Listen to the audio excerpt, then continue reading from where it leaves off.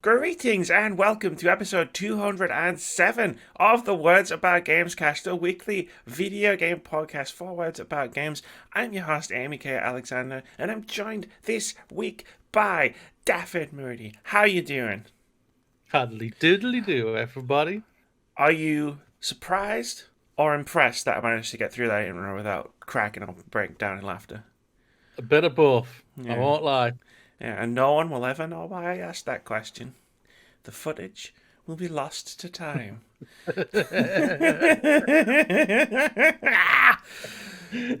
It's been that kind of week. It's been to pardon my use of a cliche, but it's been a roller coaster. It has been a bit of a crazy bit of a week. And then maybe it's finally, and then and then maybe it's, and then the last bit was just Oblivion, which I've been on. I do not recommend that experience to everybody. I thought I was gonna die. I was crying when I got off that roller coaster. Here's the story, right? This is the non sequitur beginning for the week. Here's the story. So I really like theme parks, but I really do not like roller coasters. So the person I was seeing at the time, I was like, let's go to Alton Towers because she loves Alton Towers and I love theme parks. So we went to Alton Towers for a weekend, and I made the mistake of being like, I don't like roller coasters, but I haven't been on one since I was like 16. And I was obviously, a little bit older than that when we went. So her argument was, well, how do you know if you still don't like them if you haven't been on one for years? Okay, fine. I'll go on a roller coaster. And I know shit all about any of the roller coasters at Alton Towers, right? So she goes, oh, well, we'll go on. The first one I go on, you go on it as well. And I was like, cool. It's probably like, the gateway roller coaster, the chill roller coaster, the easy one. I figure it's like a video game. You start off with the tutorial and then you work your way up in difficulty. So we rocked up to Oblivion. For anyone who doesn't know what Oblivion is, it's this very famous roller coaster where you get on it and you go up really, really, really, really slowly, and then when you get to the top, and then it stops, and it's just a straight down drop, and you just go straight down, and then whoosh, you rush through the thing, and then it's over. So I got on Oblivion, and I was like, oh, maybe this was a mistake, but it's fine. I'm grown up now. I'm an adult. I can handle situations like this. I beat Dark Souls 3, for God's sake. I can handle a roller coaster. And we're on the roller coaster, and it's doing its thing. I'm strapped in and everything, and I'm like, I'm not worrying at all. And it's like, as it's going up, and I'm like lying back, leaning back in the chair, and I'm like, you know what? This is okay. This is fine. Like, I'm okay. Like, I'm not panicking. Like, I feel perfectly fine going up this roller coaster. And then it gets to the top, and it does the thing where it goes, and there's it's like a split second. I don't even know if it's a full second where like you're just leaning over the thing. And we were in the front. And I should probably point out we were in the front of this roller coaster. So like there was no one in front of us. And just as it stops, and I'm looking down into death, like into this dark hole that I'm about to plummet towards at God knows how many miles an hour, the thought crosses my mind, oh no, this was a mistake. And then the roller coaster just gets let go. And I didn't scream because I couldn't summon whatever was necessary in my throat to make a verbal noise. But I held onto those straps for dear life. And it was over in like 5 seconds, but it did not feel like 5 seconds. And got to the end, and she goes, and like, as the things are lifting up, and I've finally loosened my grip on them, like the chair things lift up, and she goes, oh, that was really good. What did you think? And I was literally just sat in the chair, and I still couldn't summon words. Like like my voice was just gone. Like I couldn't make noises out of my human body, and he just looked across, and I was like, it's just tears down my face. I was like, she goes, "There's no more roller coasters then." You drove all the way down there.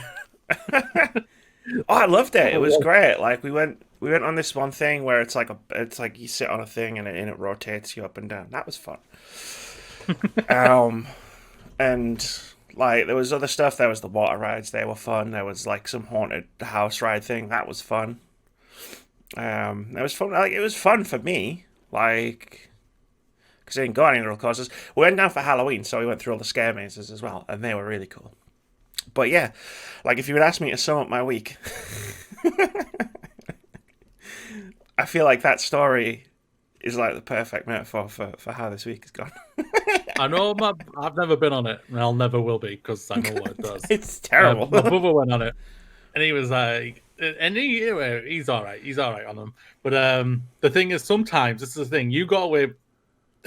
It's unfair to say this, but you got away a little bit lightly because for my brothers. Because sometimes they actually take you up and they literally stop you up there on the angle, just looking down into literally the oblivion for how long ever they want to torture you, basically, for.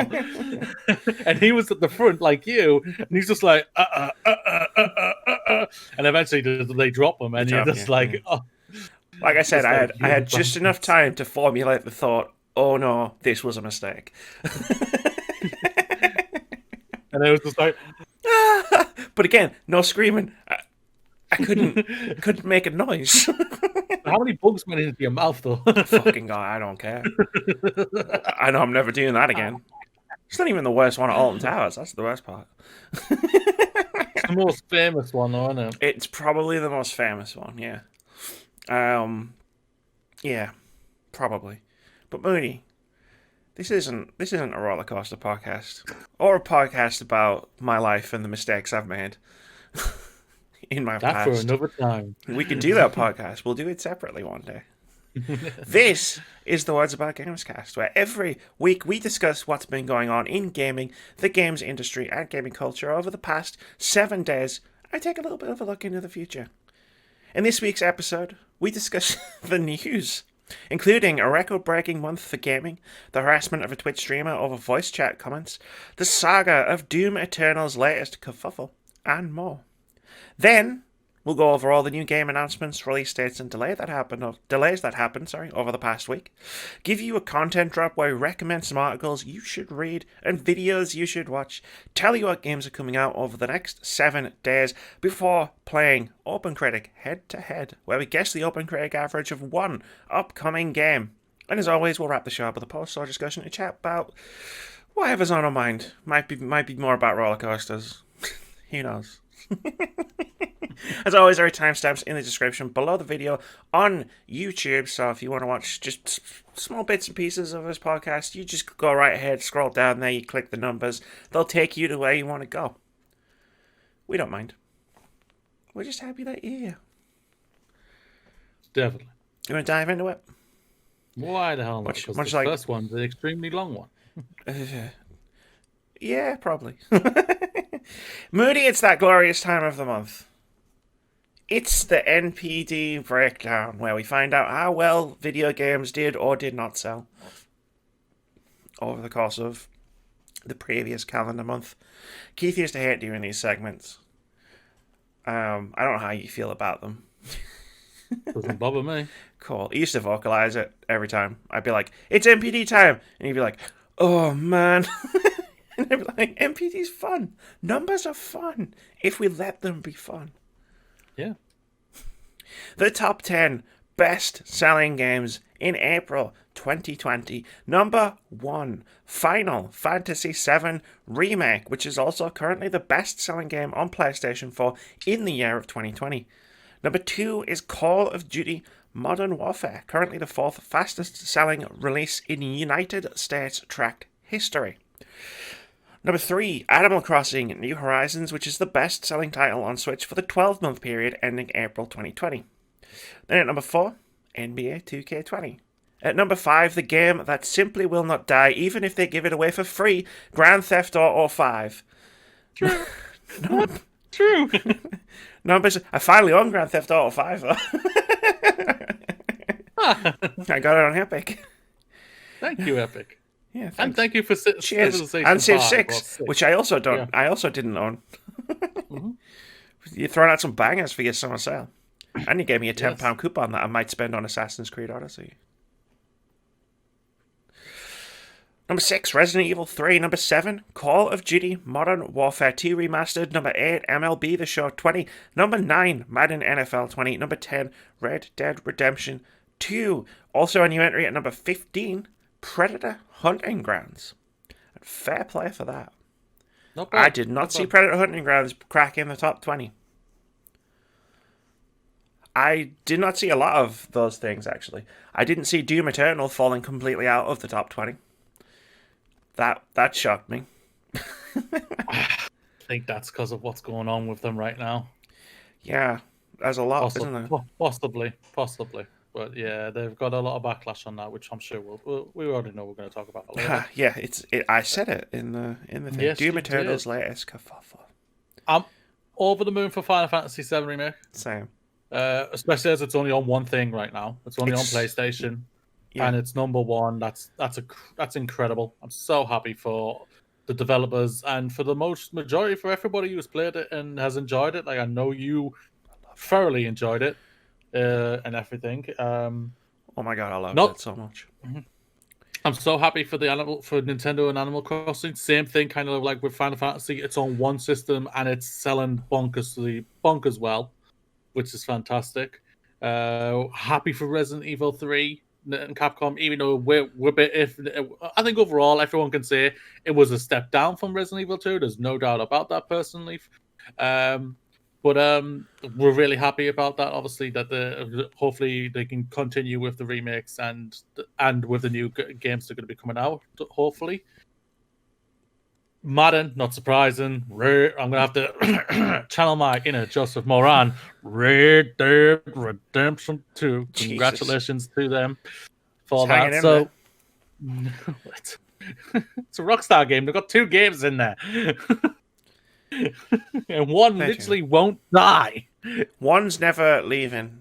Like 10 years from now in 2030. We'll be doing NPD, and we'll be like, and at number 6, Grand Theft Auto 5, even though Grand Theft Auto 6 will be out by then. We'll still be talking about how Grand Theft Auto 5 is still in the top 10 in the NPD for a slow month. Like, yeah, that's just how it works. Yeah, it is going to be very interesting to see how Grand Theft Auto 5 goes, because obviously we've got a new gen coming and everything. Will they re-release that as a remaster again?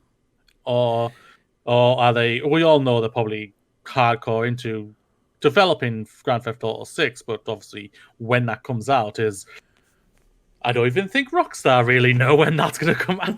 It'll be ready when it's ready, which is a good model. It's a good model to have. He always knows, right? It's always his fault, right?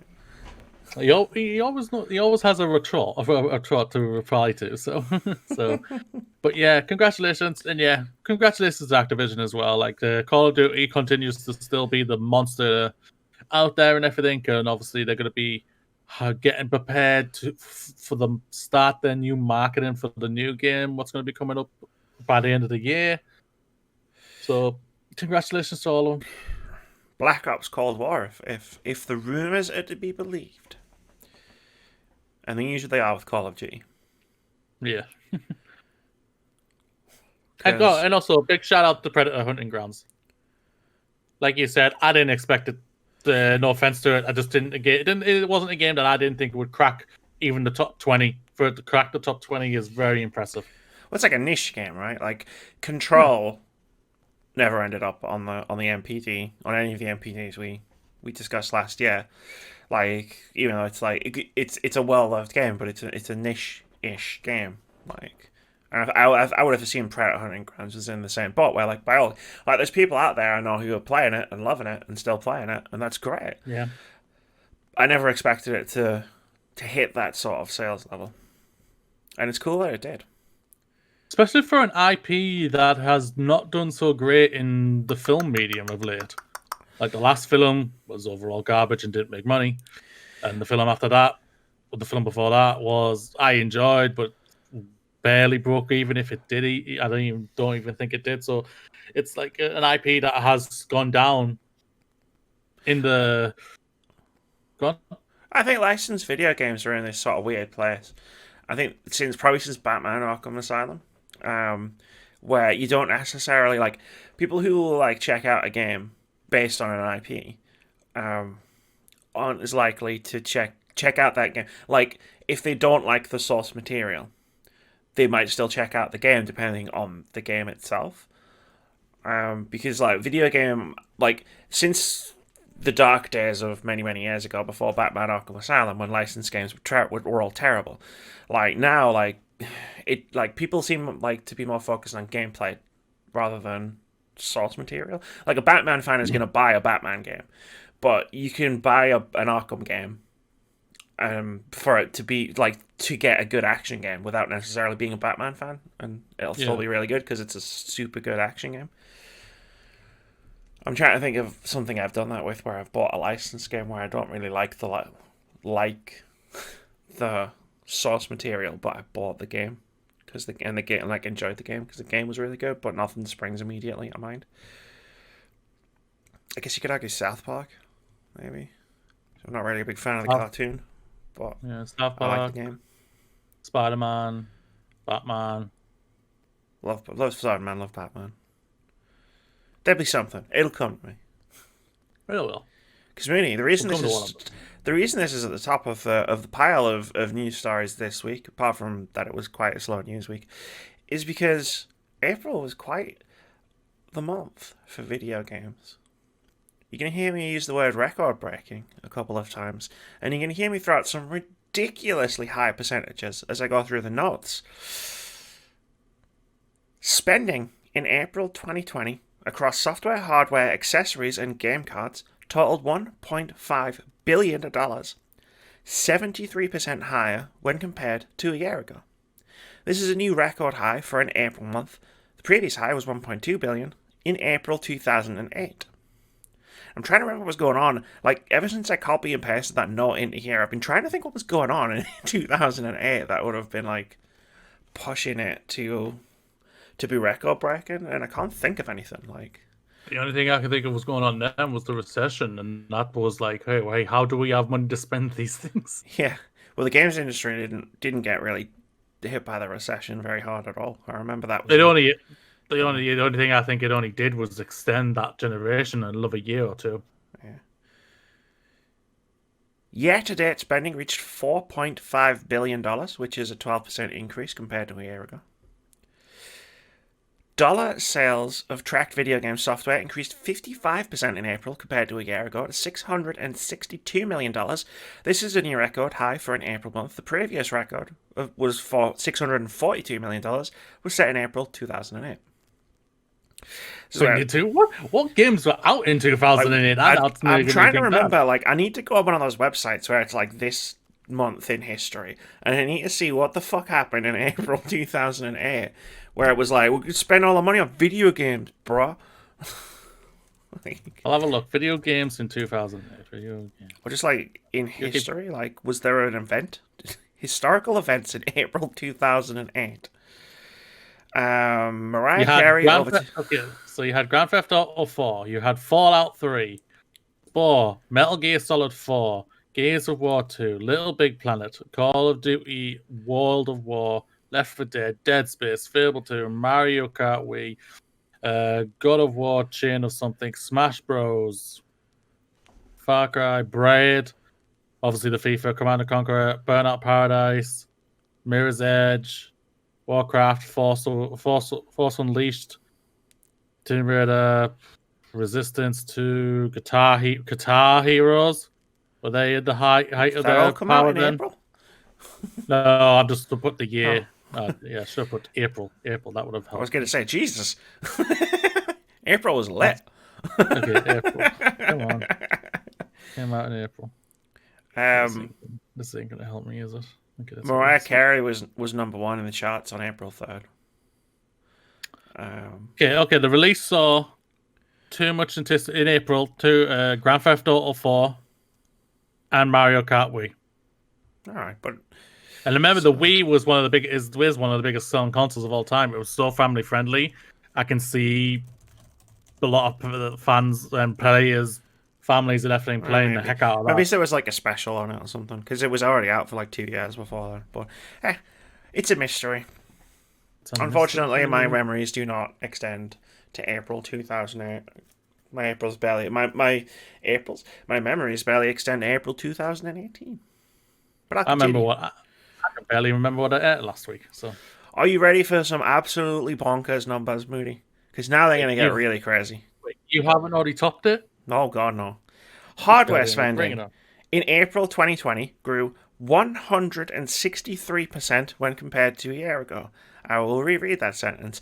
Hardware spending in April 2020 grew 163% compared to a year ago to $420 million. This is the highest total for an April month since the $427 million total achieved in April 2008. Nintendo Switch was the best-selling hardware platform of April in both unit and dollar sales. Dollar sales of PlayStation 4, Xbox One, and Switch each increased by more than 160% when compared to April 2019. All three consoles and saw an increase in sales of more than 160% compared to a year ago. That's why I can't get a PlayStation 4 right now. They've raised the bloody prices on them as well, I think. Because they were the old one, some of the Slims were like 200, and now back to 250 to 300. And I'm like, no, I can't spend that. So I'm looks like I'm going to miss last of it. I don't know if you check. If you check now, it's a bank holiday. There might be some offers on. 160%, Mooney. That's bonkers. Fucking crazy. And the thing what helps obviously with Nintendo Switch is with the game that is so accessible with Animal Crossing. Yeah, man. But even then, everyone's just cracking on with it. You check over like PlayStation and even Xbox. Like, I think people are just getting whatever they can get to try and get themselves through like the lockdown. But that's still a big number. Like you got Xbox with Game Pass, which is the far superior to PlayStation Now. I'll never deny that. But PlayStation Now has got some killer titles on there as well, and the pricing is a lot better than it was before. So yeah, they've all doing great things. So I'm really happy for them. So crazy. Do you think people are just like? Do you think there's people out there who are thinking about saving or waiting for a PS5 or an Xbox Series X at the end of the year and have just said fuck it? Possibly, yeah. And I'm not gonna lie, it's gonna be very interesting because, like I said, these numbers are all going up and everything. Are people gonna get a new console at the end of the year? Are they gonna try to upgrade or something, or are they just gonna be like, because like we all know what the messaging from Xbox is, we're presumably we're believing it's gonna be pretty much the same for Sony overall, but like all their games are gonna be able to be played on the like Xbox Series, like my S or the X that you have, for at least the next year or two. Oh yeah. Why do we need to upgrade? That's why do we need to upgrade? Question. Well, this is the question we've been trying to get an answer from Sony, like to extract an answer from Sony. And I mean, that was my problem when we talked about the first Summer Game Fest, the Inside Xbox thing, where it was like, you told me about a bunch of great games, but you didn't tell me why I needed an Xbox Series X to play them. And it is going to be interesting because, like, we're in unprecedented times as it is, like just in the world in general, but in the world of video games, console sale numbers do not go up the year that their successors are going to launch. That never happens. Start going down, yeah. They start going down, and these have gone up, and they've gone up so hugely, ridiculously, like massively. It's crazy. Yeah, it really is. So I read that number and I did the thing with the cartoon where eyes just pop out of your head, like, you know, like Bugs Bunny cartoon. Well, like we just said, like April 2008, like I said, I'm not guaranteeing this is when it was actually happened, but the recession, the gaming industry boomed. It did. And stayed longer and everything, and people were loving the games that were coming out. So like that's how crazy it is. Like we've got a pandemic going on right now, yet the industry is booming 10 years ago, well, almost over 10 years ago, a recession was happening and it was booming. We're going back into a recession right now, and it's booming. That's how crazy it is. People just get it out of the way while they've still got money, which doesn't bode well for the PS5 and the Xbox Series X. That's the thing, yeah. That's what makes us think that. Curiouser and curiouser.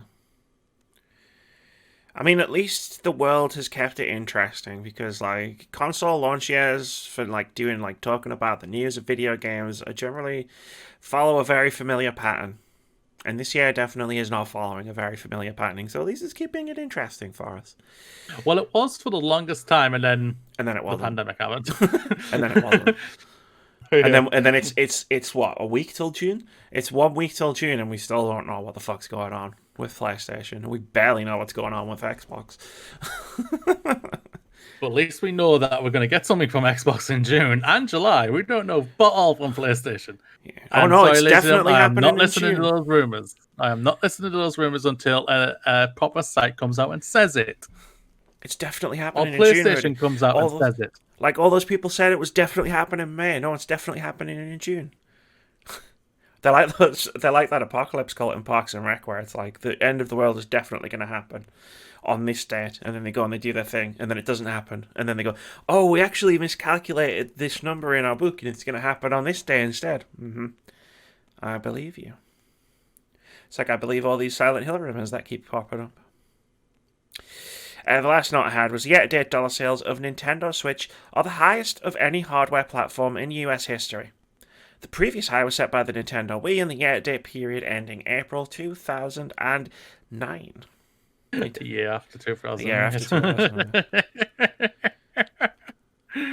Bonkers. Switch could be one of the best-selling consoles in history.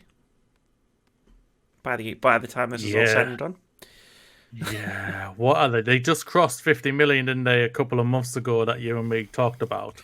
Yeah, they put it out there. 55 million? Yeah, because they've topped Xbox.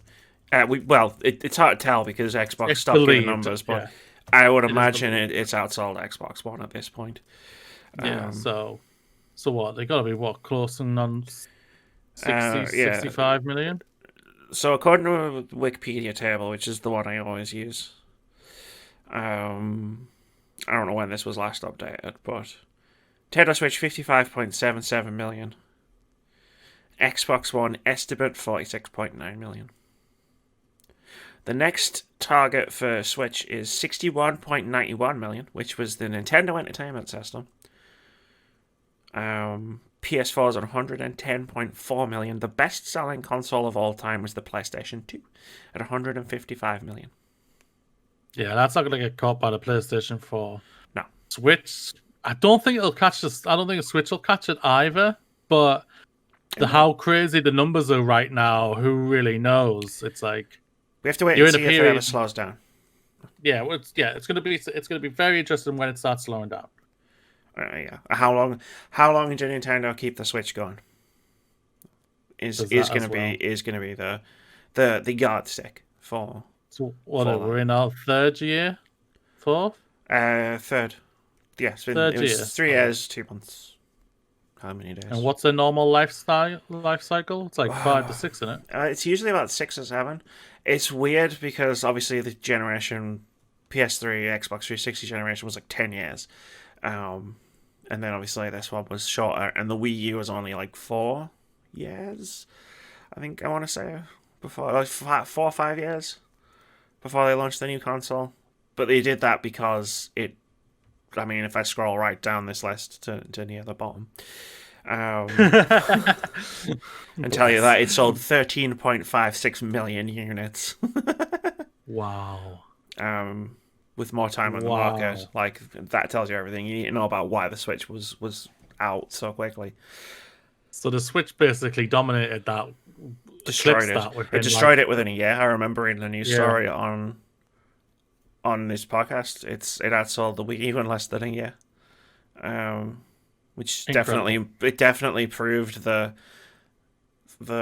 strategy was the right one for them. The top 10 best-selling games yet to date.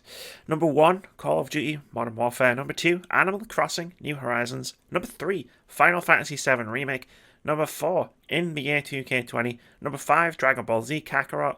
Number 6, MLB The Show 20. Number 7, Grand Theft Auto 5. Number 8, Resident Evil 3. Number 9, Madden NFL 20. Number 10, Mario Kart 8 Deluxe. Boom. FF7 slots in at number 3. Yeah, so the 2 most accessible Nintendo games are in the top 10. Mm-hmm. Mario Kart 8 won't stop selling until Mario Kart 9 comes out. Mm-hmm. I feel like it's a rite of passage for people who buy a Switch that they have to buy Mario Kart. When I got a Switch, I got the Mario Kart one. So. Like Keith owns it as well. I own no games for it. Actually, no, that's not true. I own Starlink.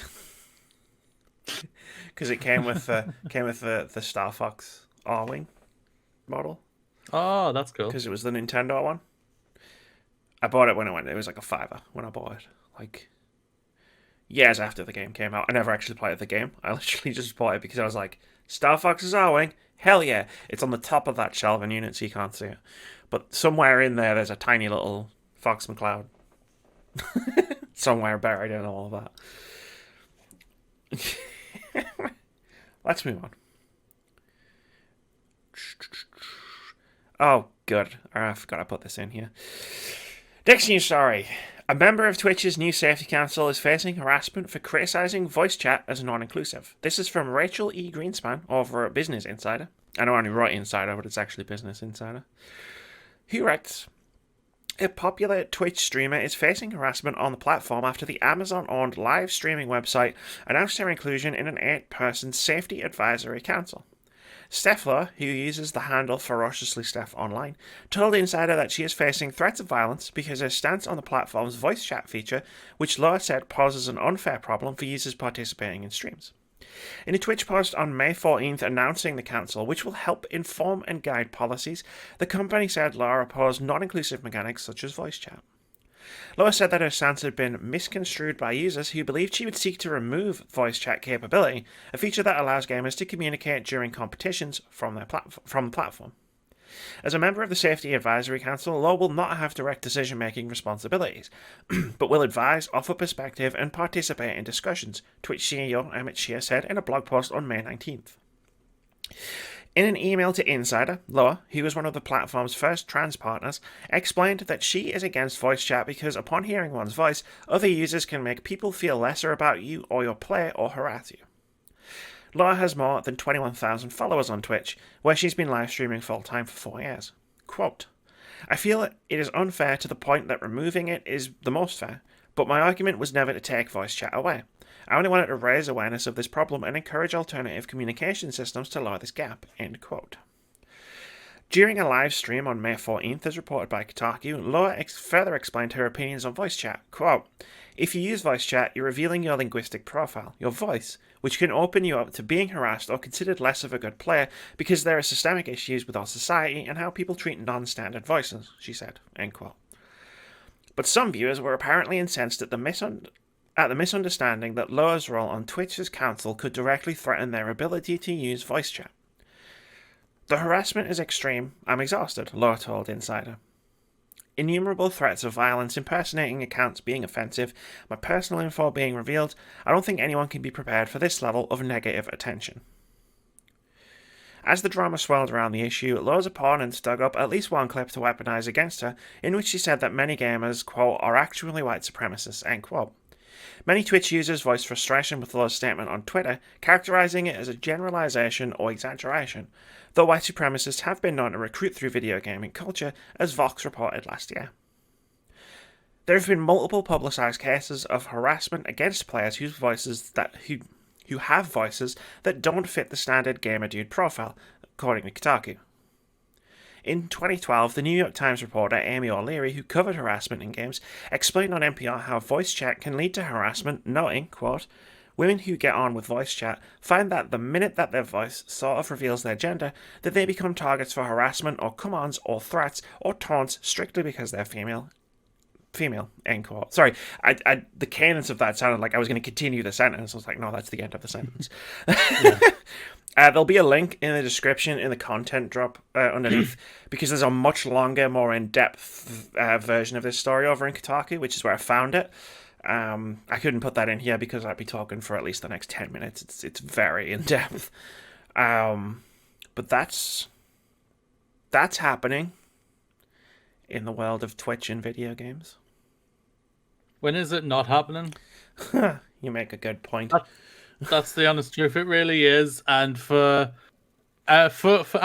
women in general, yeah, that I can see where she's completely coming from. That as soon as you reveal what you are, you could get hit by some harassment, even if it's intentional or not. I don't really care if it's intentional or not. It's like either way, just don't do it, ladies and gentlemen. You just don't do it. It's disgusting either way. And it automatically just makes, I think, for some idiots out there, it automatically makes people think, you're a woman, you can't game. I was thinking, yes, they can. Arguably, some of them are the best gamers in the world, you idiots. So just shut up even more. Just gonna brush my shoulders and ask about who carries our Apex team again. This guy. I mean, go on. It's not the other guy. He got 1 kill last time. Are we starting that beef again, are we? This is just... So sadly, this is the dark side to anything. Basically, like I say, we have it in everything, that anyone can get attacked for anything, or harassment for anything. It's disgusting, it's despicable, it's vile, and people need to be called out on it. There's no doubt about that. I hope this person is okay. I hope she's dealing with it in whatever best way she can, where she isn't doing anything to herself, or vice versa, or anything like that. Just be nice, guys, girls. Just be nice. It really isn't hard to be nice. You'd think it was the most difficult thing in the world when like stories like this continuously pop up. Like, this is, like I said, there's a much longer version of this story up on Kotaku, which you should definitely read if you want to familiarize yourself with everything that's going on, because like the insider article does a good job of like bringing up like the key points, but like it's been intense. It's an intense been an intense sort of story to follow. Like I follow Steph on Twitch and on Twitter, and I kind of had no idea what was going on until the Kotaku story broke on Twitter a few days ago.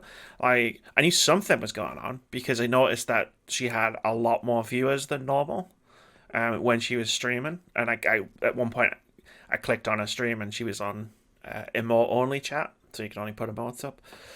I just assumed that she'd been on the front page again, because when you're on the front page, you get a lot more viewers. But then I read the story and I was like, holy shit. And I did the stupid thing, Moody. I read some of the comments. Oh. I thought I had a bad week. I had nothing compared to this. Yeah. Ladies and gentlemen, I'll say this. You can disagree with her. You can do that. But you can always, and you should always, be nice about it. You can literally say, I don't agree with you, but that's fine. I can still watch you and enjoy your stream and everything like that. Yeah. But if you can't do that, just don't say anything. Just shut up, man, because you're just gonna in another medium that I watch, pro wrestling, a Japanese female wrestler has took her life this week. Do you want to know, ladies and gentlemen, how old this lady was? She was 22. She took her life because of the vile bullying she was getting on social media. Words hurt. It cripples people. It can really hurt people. I was bullied for 4 years. People have been bullied for many, many years. I still suffer for it. What happened to me for years. You can't do this. You gotta stop. You think you don't harm. You don't know what you do with your words. You need to stop, ladies and gentlemen. Well said. And yeah, fuck all these people. 100%. The other side of the coin is, like, it's a really interesting discussion to actually have as well, which we can't have, which can't be had now, about voice chat in gaming, because, she brings up a good point. Like, we saw it in a story a couple of weeks ago. I can't remember whether it made out of the notes and I deleted it or not. The stuff around the developer who was playing, I want to say Valorant, and like she was playing her own game and got harassed while she was playing her own game.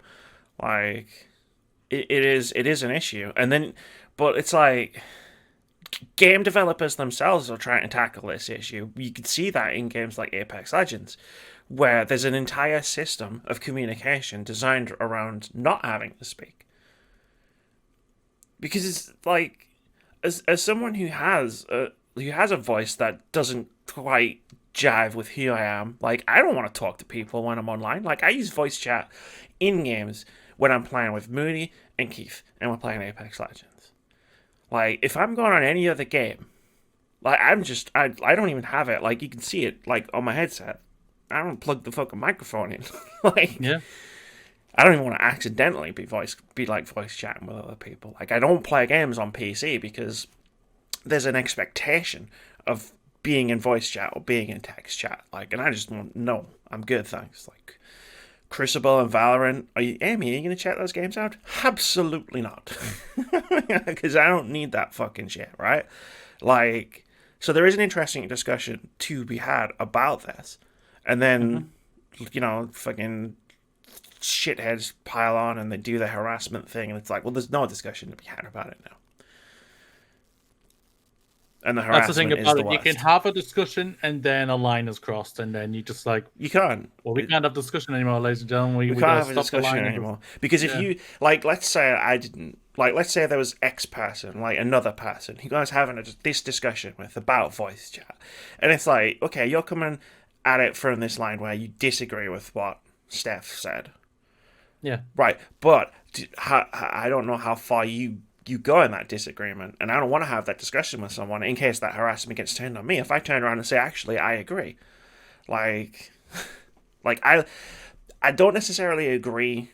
Like, voice chat should be wholesale gone. If you want to use voice chat, use voice chat. But where I come from is systems like the ones in Apex Legends, for example, allow me to play that game with strangers. I can play that game. Mm-hmm. Like, even when you guys aren't around and I need to get my treasure pack, I can just hop into a game and still be useful. Mm-hmm. It's fucking awesome. Yeah. That's the ideal situation. But that's the ideal situation for me. Like, options. They're fantastic. And, like, nobody, like one person who is a partner on Twitch, who she's on the advisory council, was never going to be able to take away your voice chat. You fucking losers! What the fuck? What the actual fuck? Oh, Moody, I'm tired of them.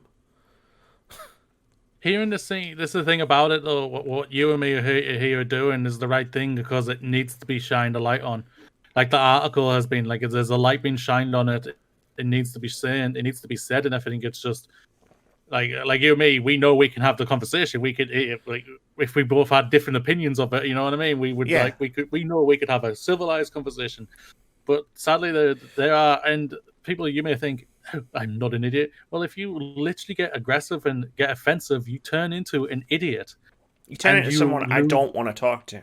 I was talking about this with my friend on Twitter. What the fuck were we talking about? She tweeted out about, she was talking to a friend of hers in Apex Legends while she was playing Apex Legends with a friend. And the topic of Last of Us Part 2 came up. And she's already been spoiled, and I think, judging by the context of the conversation they had, he's already been spoiled.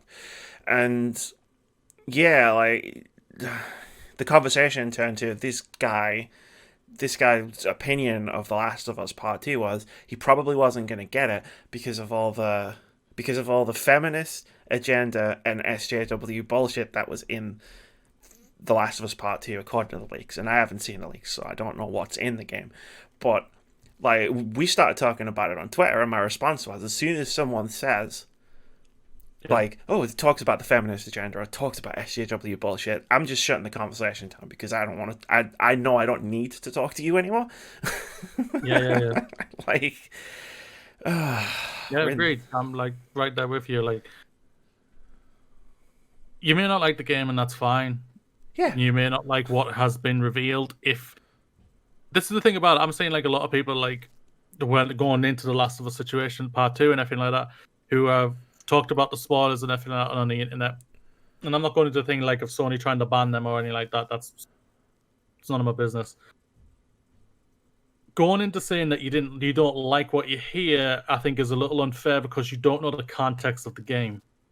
yeah, You don't know the context. Until you know the context, it's unfair to judge this game. Either way, ladies and gentlemen, that game, even though we've gone off a completely different direction here, is going to sell incredibly well, yeah. and we all know it is. I'm on the same side with you. I do not know any of the spoilers. I'm grateful for that. To this day, I'll remain grateful for that. Going off the divisiveness from people talking about it, it does seem like this game is going to be a very divisive game, which is very disappointing to hear. Because I don't want to hear that type of thing. I want to be celebrating it, just like the first one was. But if it's going to have divisiveness, like where people are going to be saying the things like that person said, SJW crap and all like that, then you're just going to go, the whole rabbit hole opens up and you're just like going, oh, for God's sakes. Well, the issue is, and I know we spun this discussion from just talking about Steph and what she has gone through into like a broader conversation about video games, or video games culture, I guess, is that the second we were at E3 and we saw Ellie kiss that other girl, the game had a target painted on its back because that's all it takes. And it's fucking nonsense. And it's nonsense in the same way that this is nonsense. If Steph says something and you don't agree with it, that's totally fine. Like, don't agree with it. But when you take it to a certain level, at that point, your opinion is invalid. Like, I've got all the respect in the world for someone who has a different opinion from me. Me and Moody don't agree on shitloads of stuff. Jesus Christ, every week we talk about something, and there's probably something that we don't agree on. We spend hours talking to each other about video games. And it's fine. Like, because I know Moody will never cross the line, and Moody is an intelligent, respectful person. Like, well, Someone's put me on a high bar there, ladies and gentlemen. Respectful, maybe not intelligent, but at the end of the day, we can have a conversation about something that we disagree with. Like, I put out a video a couple of months ago, which was my Resident Evil games ranked, and every now and again I'd get a new comment on it, and a lot of the comments that I've gotten on it are people saying I disagree with where you put this game, or I think this game should be higher, and it's always respectful. So my response to it is always, yeah, all right. Like, I respect that. If you put out a list of your Resident Evil games ranked and it was the complete opposite of mine, it's still a valid opinion. As long as, providing your list doesn't go, well, this fucking bitch I didn't like Umbrella Corps, thought it was one of the worst games ever made. Put it at the bottom. Fuck you. Like, good God. You can't say that because you didn't play it. Nobody played it. But I played it. Critics say it's worst. Critics, definitely. Yeah, even the most popular, most die-hard Resident Evil fan who we know says he didn't play that one, I don't believe. No, I know. Does that make me the most die-hard Resident Evil fan by default? Basically, you suffered. You went full-on suffer. I suffered for everybody's amusement. Yeah. But yeah, I just want to say to people who will be listening to this, sorry if that went off into a different tangent or anything like that. There's like a lot going on and everything. Welcome to the Words Upon Gamescast. Yeah. Sometimes the base story is just the platform we use to launch ourselves into discussions about broader issues. But yeah, to bring it back, like, whether I agree or disagree with what Steph said is irrelevant. I think the harassment she faced is utter bullshit, and I think people just need to check themselves. Just please be nice. That's all you have to do, ladies and gentlemen. What he said. Oh, and also, given the fact that we have both talked about this issue, and in talking about this issue, you mentioned that neither of us have been spoiled for The Last of Us Part 2, the comments will absolutely be turned off for this video. and until Last of Us comes out. No, everyone will And forget I'm by next shutting week. down my Twitter now. You can delete my Twitter now. Yeah. Oh, by the way, I just added Mooney's Twitter. This is the first. Sorry, Mooney. He's now changed his bio. Mooney's Twitter. This account no longer exists. I'm amazed I haven't been spoiled yet, to be fair. Anyway, let's move on. Doom Eternal removing Denuvo Anti-Cheat after backlash. This is from Emma Kent over at Eurogamer, who writes, Anti-cheat software has been a particularly prickly issue of late, and the latest kerfuffle over the introduction of Denuvo Anti-Cheat to Doom Eternal has been no exception. After Update 1 rolled out on 15th of May, fans expressed unhappiness that Denuvo's anti-cheat software, not the same as anti-tamper, was being implemented on the PC version as part of the patch. In particular, concerns were raised that Denuvo's software was too intrusive as it uses a kernel-level driver, while some players attributed performance issues to the addition of the anti-cheat software. And of course, this was all being added after many players had already purchased the game with no ability to opt out. To address the controversy, Doom Eternal executive producer Marty Stratton... I feel like every other week we're reading a news story with the sentence, to address the controversy, Doom Eternal executive producer Marty Stratton posted a statement to Reddit explaining the anti-cheat software would be removed as part of the next patch, but defended the team's reasons for implementing it. Quote, despite our best intentions, feedback from players has made it clear that we must reevaluate our approach to anti-cheat integration. With that, we will be removing the anti-cheat technology from the game in our next PC update. End quote. Stratton explained the decision was motivated by a need to implement anti-cheat before the introduction of more competitive play at Doom Eternal, adding that kernel-level integrations are typically the most effective in preventing cheating, and that Denuvo's software met their security standards. Doom 2016 came under fire for being slow to implement anti-cheat measures, which Stratton said was a motivating factor for the swift introduction of anti-cheat in Doom Eternal. I'm just going to stop there. Everything else is just technical details about performances and stuff. It's jibber jabber. It's jibber jabber. Yeah. Like this was a story that their edition of this was a story that got cut from the last podcast notes. But I thought it was important to put it in and say it's being removed, while also explaining the broader strokes of what actually happened. Good that it's being removed. Yeah, congrats. Like Jesus. Like, I'm not a fan of Denuvo. I don't know what to say Denuvo. when it comes to Bethesda anymore. I really just don't know. Like, I'm not a fan of Denuvo, right? Like, I'm stated as that. Like DRM, whatever. It's just the fucking price of doing business these days with like AAA games on PC. That's why I play them on a console. But like, they're putting this thing into the game like what, a month after it came out. More, a month and a half after the game came out, and it's like, oh, it's a kernel level software, and it's like, okay, so if someone manages to hack that, they've basically got access to everybody's computer who has it installed. Fantastic. Like, Jesus Christ, Bethesda, what the fuck? I mean, I get wanting to have anti-cheat software in your multiplayer game. Jesus. I just, like I said, I don't know what to say about Bethesda anymore because they haven't really done everything they do. Everything they've done since Fallout 76 has literally gone all over the place. You're literally they're firing in every direction, praying to God they actually hit the target. And they actually did with Doom Eternal when it came out as a game, because the game has been very well received, loved and everything, but then it's been nothing but little incremental things. The soundtrack, this, what next? Like, it hasn't been a good couple of years for them. Like, do you think that video, you remember the Game Awards a few years ago, when they put out that video, the Save Player One video? Where it was like that mock thing of like Save Player One, and then like they did E3 2018, and all of the games they showed were multiplayer games. Do you think that video was cursed? Yes. We were praising them because obviously with the backlash, what was happening with EA and everything, like EA coming out saying, single player games shouldn't sell anymore. We went multiplayers and all like that. Yeah. They were getting praised. They're saying Bethesda's gonna they're gonna save us. and it's been nothing but 6 a months dab. later. And then 6 months later, they announced Fallout 76. My goodness. Wolfenstein Youngblood came out, and that was a freaking 2-player co-op game with fucking, I don't know. Doom Eternal has a battle pass.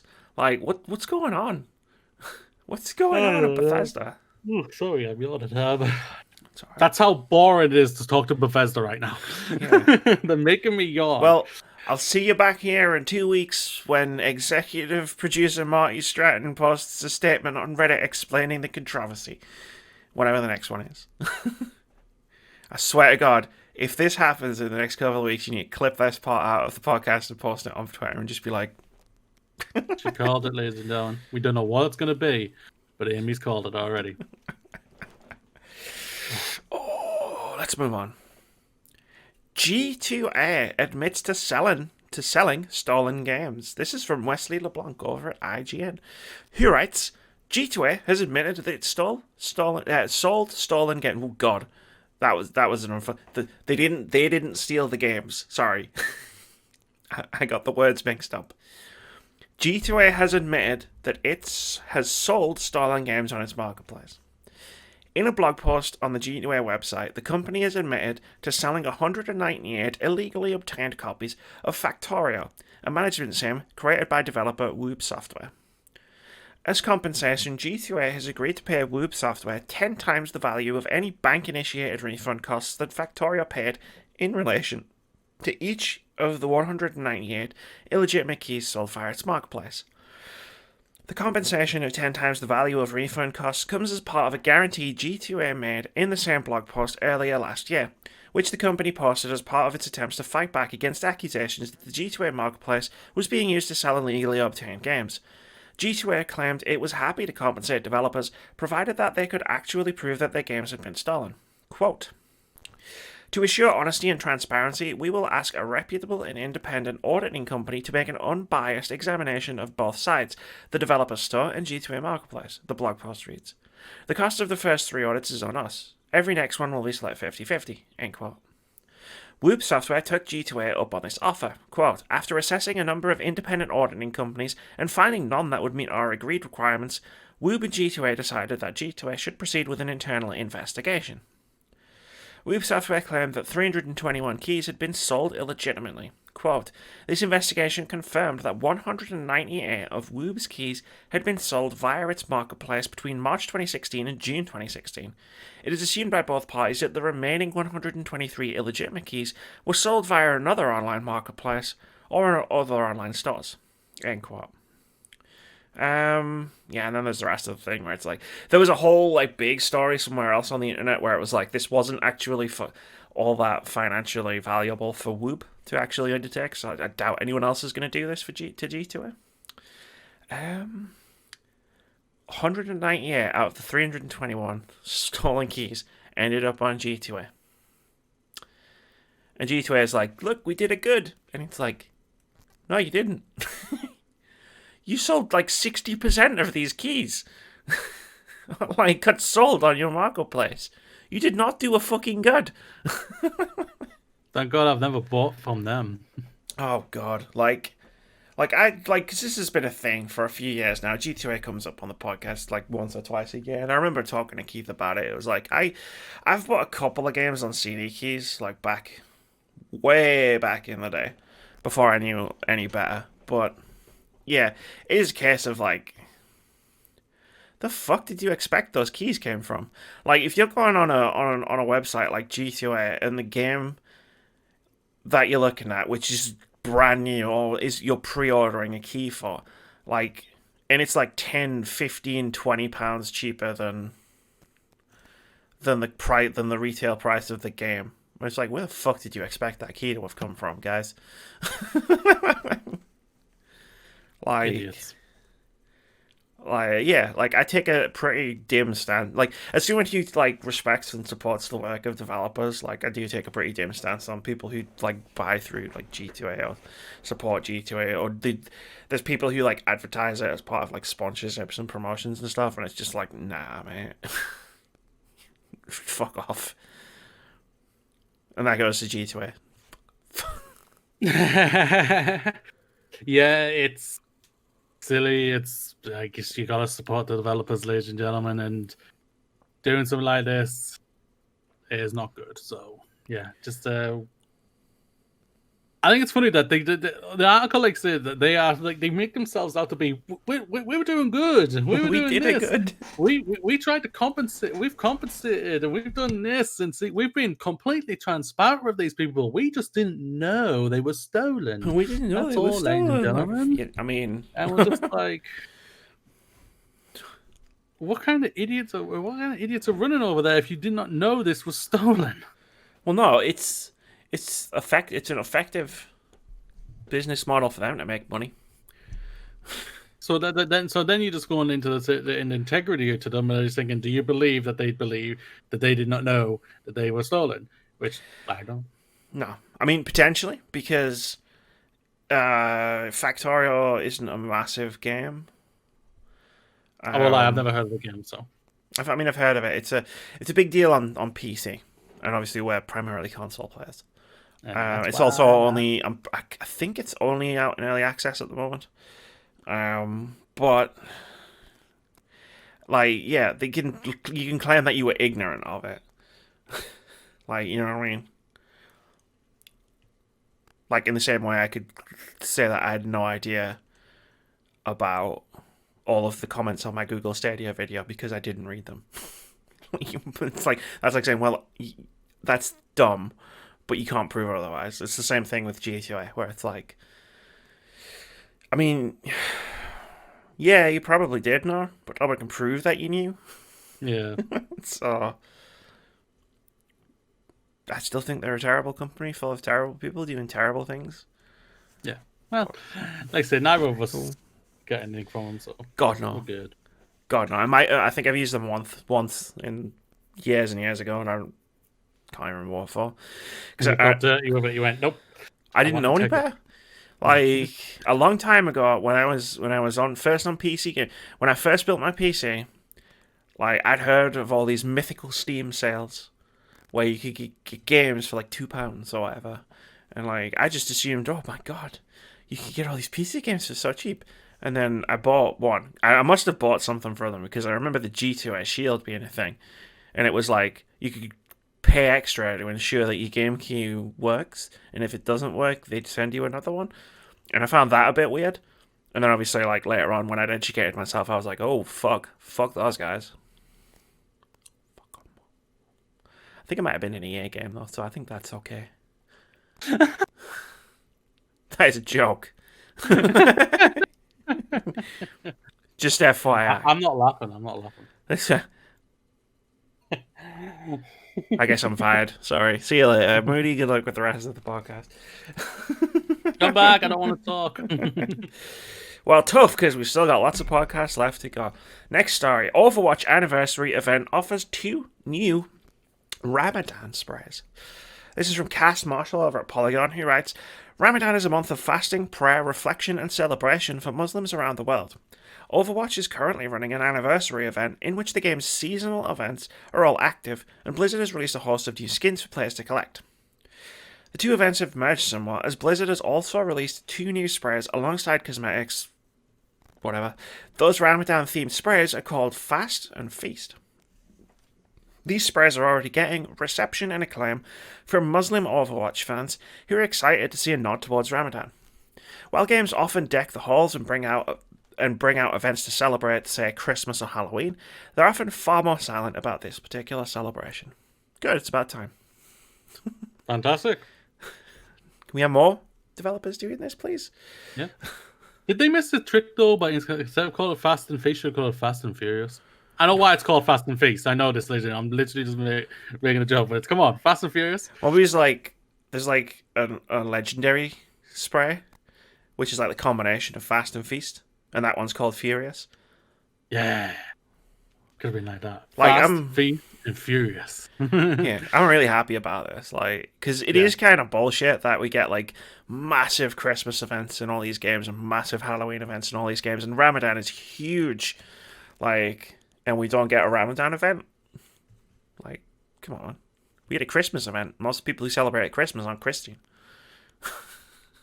Like,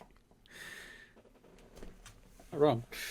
I'm not. No, I have a habit of dropping truth bombs on this podcast. What can I say? Uncomfortable truth bombs that nobody wants to hear. But I'm happy with this. This is cool, and I wanted to highlight it as part of the podcast and just say yes, thank you, more please. Don't fuck it up. Yeah, don't fuck it. Jesus Christ, Blizzard. We know what you like. Don't. Just don't. If I ever read something in the next couple of weeks about how you fucked this up, it's gonna make my my commentary on your Chinese stuff seem like a walk through the park, which would also be very scary at the moment because people, virus, apocalypse. Apocalypse now. Apocalypse. Moody. I'm not going to read this story. I'm just going to read part of the headline, which is Summer Games Fest joins with Dave the Devs for 2 more events. There's 2 more games announcement type events. One on June 22nd, one on July 20th, with news, gameplay demonstrations, and video game musical performances. Confirmed participants include Akapura Games, Annapurna Interactive, The Behemoth, Finji, Kowloon Knights, Longhand Electric, MWM Interactive, Panic, Sabotage Studio, Skybound Games, Team 17, That Game Company, Tribute Games, and Ustwar Games. Boom. I know a couple of them. I was going to say, I actually know some of those. Like, so that's good. Yeah, that'll be cool. Yeah. Like we've spoken multiple times how great like the developers are all coming together. Jeff Keighley is doing an amazing job. Fantastic. Can't ask for much more for this. Yeah. Keep going. Keep pushing. It's good. Keep working hard. Keep doing it. Add it to the calendar. Because I made my own. After complaining last week about Summer Games Fest calendar was useless, which it is, I've made my own. Also, shout out to Annapurna Interactive, who published Sayonara Wild Hearts, baby. Which, as you can tell, I quite liked it. Well, she's just being very nice. Oh, I loved it. It was Which one do we think, ladies and gentlemen? It was one on my Game of the Year list. Game's only like 90 minutes long. Yeah, but you throw like 30 games all the time. Yeah, play more than 100. You only meant to pick 10. Fuck that. If I try to narrow it down, Moody, this is a channel for positivity. If I try to narrow down all of the games I played in any given calendar year down to just the 10, I could only talk about the 10. My fucking head would explode. I used to do a top 10, right? Mm-hmm. We're gonna have to cut at least one news story because I'm doing another diatribe. I used to do a top 10, right? And it used to be a top 10 and honorable mentions. And then it was a top 10 and honorable mentions and indie games. Like, that didn't make the cut in the top 10.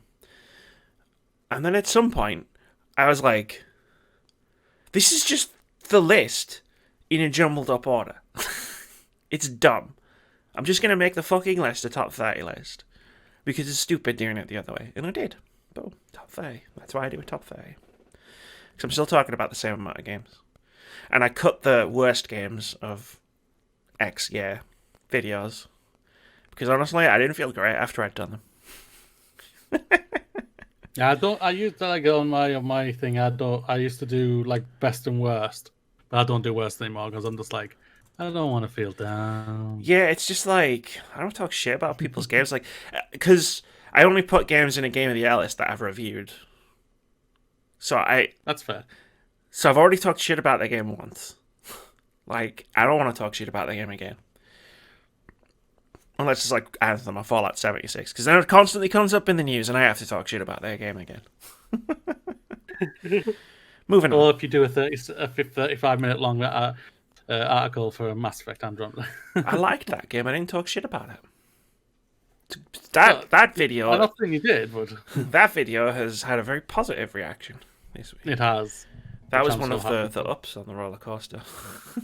Yeah. Not like the downs on the roller coaster, which is my Google Stadia video. Next news story. This will I be another love quick that. one. But I'm not gonna lie, just some of the comments was brilliant. They all came at once. I woke up to it. And that's only the comments you can see. Like, the worst ones got picked up by YouTube's surprisingly efficient comment filter. Awesome. Like, I was impressed. I mean, I still saw them, but nobody else did, so that's fine. That's good. Next news story.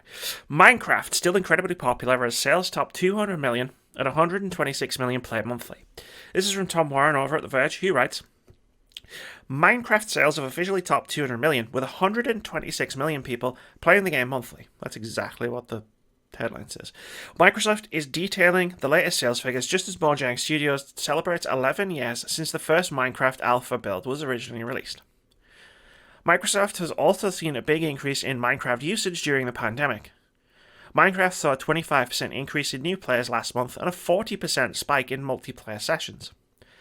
Minecraft sales previously topped 100 million back in 2016, and the game hasn't shown any signs of slowing down. A surge in interest from YouTubers and nostalgia-induced playing saw Minecraft remain king of YouTube viewership stats last year. I noticed this happening. The spike, not the tune. Like, obviously, I didn't notice the 200 million sales because I don't work at Microsoft. But like a couple of people I know, in like during the pandemic, had gone back to Minecraft. And were talking to me about having gone back to Minecraft. So I noticed this was a thing.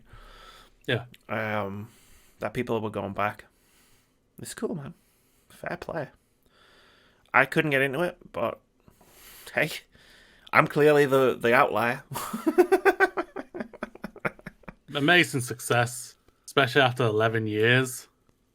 It's incredible. It's well done to them. Like, Mojang Studios, Microsoft, because Microsoft, like I said, Microsoft, if they wanted to, they could have literally took it off everything and just put it on their console, and they haven't. Yeah, the Microsoft of 2013 would have thing. definitely done that. Thank God for Phil Oh, Spencer. hell yeah. Yeah, thank God to that man, yeah. And, yeah. Or they would have done Minecraft 2 and only made it exclusively for Xbox. Yeah. And then realized, yeah, right? Oh, that's the original actually... one that's exactly what would have happened. It would have been... Oh, my God, yeah. Then they would have realized, oh, the first one is still outselling the new one. Why is that? What's going on? They would have made it with like ultra realistic graphics, and everybody would have hated it, and they would have been like, "Why does everyone hate this?" And it just looks prettier. You could only play it online, and it'd be a whole thing. Yeah, but yeah, congratulations. This is a great thing to hear. Yeah. Congratulations to Mojang Studios and the creator of Minecraft, Hatsune Miku. Next news story. Congratulations. Hatsune Miku's taken over the world, man. She's a mega famous AI pop star. Vocaloid, I think they're called in Japan. She's got a line of her own games, successful. She created Minecraft. She created Father Ted. She wrote Harry Potter. She's doing wonders for the world. Fantastic. Final news story. So I have to blame her for Father Ted. Yeah. If you didn't like it, it's Hatsune Miku who wrote it. So. Social media hate, here I come. I mean, this other guy, this other really awful guy on the internet claims he wrote it, but he didn't. It was Hatsune Miku. Next and final news story. Fortnite will screen one of Christopher Nolan's movies in its entirety this summer. This is from Sharif Saeed over at VG247, who writes, Fortnite is moving on from premiering trailers to showing full movies. Earlier last week, the new trailer for Christopher Nolan's upcoming movie, Tenet, I'm so looking forward to that movie, premiered in Fortnite. The trailer continues to play at the top of every hour at the in-game movie theater. But that's not all the Christopher Nolan Fortnite players will be getting. This summer, one of Nolan's films will screen in its entirety in Fortnite. This would be the first event of its kind. Fortnite has, of course, shown trailers for other movies in the past, and even exclusive clips, but a full movie screening is something altogether different. It's not yet clear which of Nolan's movies has been picked for the occasion, but it's safe to assume it's not going to be an R-rated film, given Fortnite's rating. This doesn't exactly narrow it down either, as most of Nolan's films are rated PG-13. And then it's like speculating about which ones it is. Mooney. Fortnite's not really a video game anymore, is it? No, basically no. It's is it becoming the Oasis? It's maybe it's something. Maybe it's It's something definitely. it's some kind of phenomenon because like we had the Star Wars thing last year. Yeah, We've had the Tenet trailer. We had the music concert last month. I want to say like Fortnite's not just a game anymore. It's an entire. I don't even know how to describe it. I was gonna say it's like a platform. It's like its own platform. Like its own. it's its own genre. It's its own. It's its own multimedia platform with Yeah. a battle royale game attached to it. Which is ironic because originally it was a game with a battle royale mode attached to it. This is cool, man. Like this makes me want to download the game.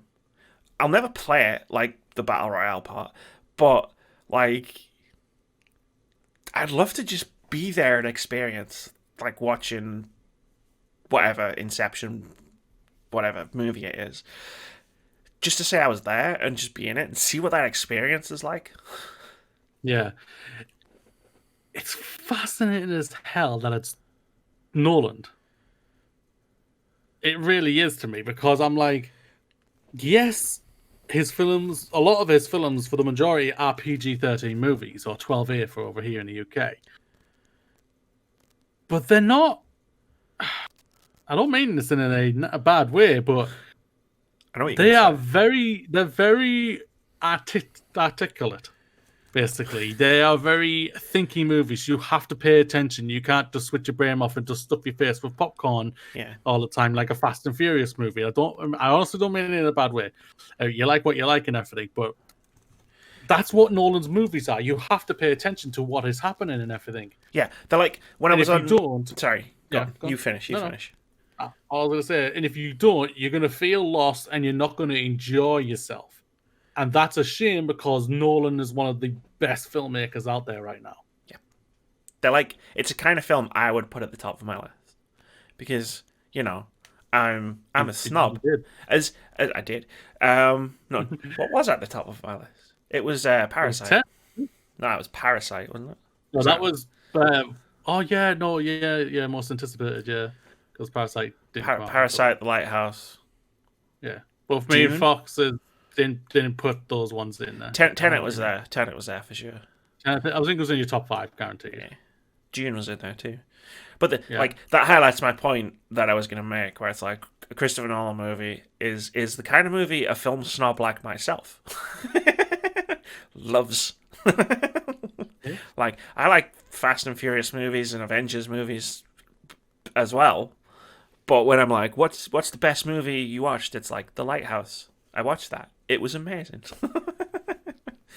The only ones I can literally think is going to get picked is probably going to be one of the Batmans because it's comic book. It's comic book. comic The book. biggest. Yeah, And there's already like a DC crossover with Fortnite for skins. yeah. So for me, it screams out probably Batman Begins. I would with the Dark Just Knight. because- If it's gonna be a Batman film, my money's on the Dark Knight because that's the popular one. Probably overall, I wouldn't deny that. But Did but the Dark Knight goes into the level of it's a thinky movie. Batman Begins isn't as much for me personally, but It's not gonna. yeah, It's not gonna be Memento, and that sucks. it's not gonna. I'll be very surprised if it's Inception. I'll be very surprised if it's Interstellar. I'll be very surprised if it's Dunkirk. Be very surprised if it's either one of those 3 movies personally. Fortnite is that going back. big a deal. I don't think it matters. Like, if you know what I mean, I think it's gonna draw in a big crowd regardless of what it is, whether it's I would Dunkirk hope or so. Batman. I would definitely hope so. Because, like I say, he is one of the best filmmakers of our time right now. Like his Tenet trailer, even though it didn't put its release date on there anymore, no one saw that very much. Still coming to cinemas. Yes, it said that. Just didn't say its July date anymore. Yeah. Because they're being very Because there's no very cinemas. Imagine. Right. Here's one more question for you before we move on, because we need to move on. But there's one question I want to ask you. The host of the Glorious Movie Show. That's what you call it these days, right? Yes. Okay. The host of the Glorious Movie Show, podcast all about movies that I have had the honor to be on. And this is a fusion of our two worlds. This is the news story that our teaming up for this podcast was made for. How long do you think it's going to be before a new movie is debuted in Fortnite? How far away are we? How far away are we from this not being a Christopher Nolan movie that was released years ago?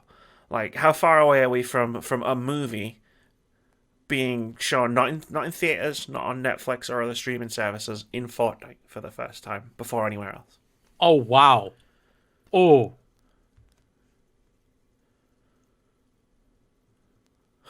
Because I don't think it's that far away with where this has all been going and how fast it's been accelerating. 5 years, but it won't be as big of a blockbuster than I think people would have hoped it would be. Yeah. All right. That's my saying there. I don't think it'll be like the brand new comic book movie, unless it's like a very small comic book movie, like say last year's Hellboy or something like that. You know, that was a very small, very poorly done movie, but either way, my heart. Yeah, something like that possibly, but it won't be like what they do, like here, like no, like Nolan previous films. It's not his new film Tenet, because if it was Tenet, that would have broke the bloody internet. And I'll tell you now, everybody, I would have downloaded fucking Fortnite. that would have broke Fortnite. Yeah. And that would have... more than likely. Yes, I would say 5 years. But it won't be as big of a blockbuster as you guys that I think the internet and Fortnite players would hope it to be. I haven't seen any discussions. I haven't seen any discussions around this. It just occurred to me where it's like, what if a brand new movie is next? It's all dependent on how the viewership is. This happens. Fortnite is one of the biggest games on the planet. So it's not like they need to worry about. It's not like they need to worry about the audience. Like, you know what I mean? Like, you could feasibly get more people to watch your movie inside Fortnite than if you released it on Netflix or Amazon or in a theaters when they're all open again. Like, theoretically, anyway, you could. Theoretically, yeah. Yeah, it's going to be very fascinating. Very fascinating to see when that. Like I said, it all depends on viewership. Like, I'm curious what were the viewership for the sneak peeks that Disney got for Star Wars last year. It's going to be very intriguing to the viewership for this. I think it's gonna break Fortnite. I mean, enough people are gonna come in. It's gonna break. It's gonna be fascinating. It's an incredible thing. Like I say, Fortnite, it's breaking the stratosphere of what is what, and you know what I mean. So. All right, 3.1 million people watched the scene from Star Wars: Rise of Skywalker, but that was watched it live as it was first broadcast, because obviously it was broadcast multiple times throughout, and more people showed in. So 3.1 million people showed up. Million?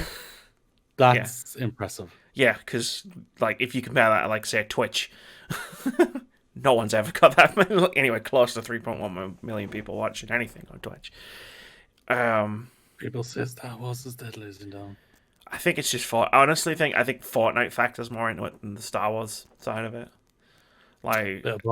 That's what I mean. I think it's it would be the same with a movie that gets premiered in Fortnite. I think the movie isn't as relevant to the formula of how many people come to watch as it is the fact that it's happening in Fortnite. Obviously, there'll be loads of people who showed up because it was a Star Wars thing, but I think a lot more people just showed up just because it was Fortnite. I think it got more Star Wars people into Fortnite. It probably did that too. Yeah. God, if I come out of watching this Christopher Nolan movie as a Fortnite player, I'll be pissed.